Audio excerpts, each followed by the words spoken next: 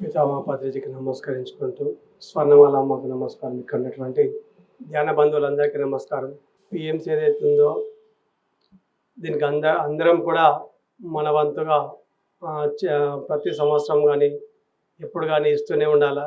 ఎందుకొరకంటే ధ్యానం ఎవరు ఎక్కడ నేర్పినా కానీ ఒక వ్యక్తి జ్ఞానాన్ని కావాలంటే పిఎంసి ఎప్పుడు నిరంతరం మన ఇంట్లోపల ఉంటుంది, మన చేతిలో ఉంటుంది ఫోన్. కాబట్టి ఆ పిఎంసి చూస్తే సరైన జ్ఞానం అనేది వస్తూ ఉంటుంది.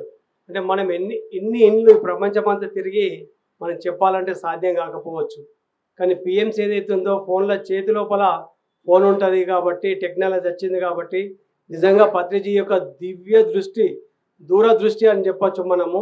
అట్లా ఆలోచించి ఈ ప్రపంచం నెక్స్ట్ ఏం జరగబోతుంది, ఏముంటుందని ఆలోచించి ఒక ఛానల్ కావాలా, దాన్ని నడుపుకోవాలా మనం అని చెప్పేసి సార్ సూచించుడు. నిజంగా అది చాలా సార్ యొక్క దీర్ఘదృష్టి, అది సార్కే సాధ్యమవుతుంది.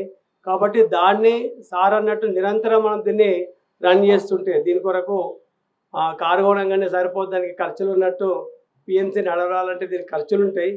దానికి మన వంతుగా మన దాంట్లోకి వెళ్ళి ఒక అమౌంట్, ఒక భాగాన్ని తీసి పిఎంసీకి మనం పంపించినట్టయితే ఈ జ్ఞానం పంచుట్ లోపల మనం కూడా కొంత భాగస్వాములం అవుతాం. కాబట్టి ప్రతి ఒక్కరం కూడా మనం పిఎంసీకి డబ్బులు కడుతూ మిగతా వాళ్ళకు కూడా ఇవ్వాలని చెప్పేసి చెప్పుదాం. ఎందుకొరకంటే జ్ఞానాన్ని, సరి అయిన జ్ఞానాన్ని పిఎంసీ అందిస్తుంది. వేల మంది ఎక్కడ పోయినా కానీ ప్రతి వాళ్ళు కూడా నేను పిఎంసీ చూసి వస్తున్నా అని చెప్పేసి అంటుర్రు.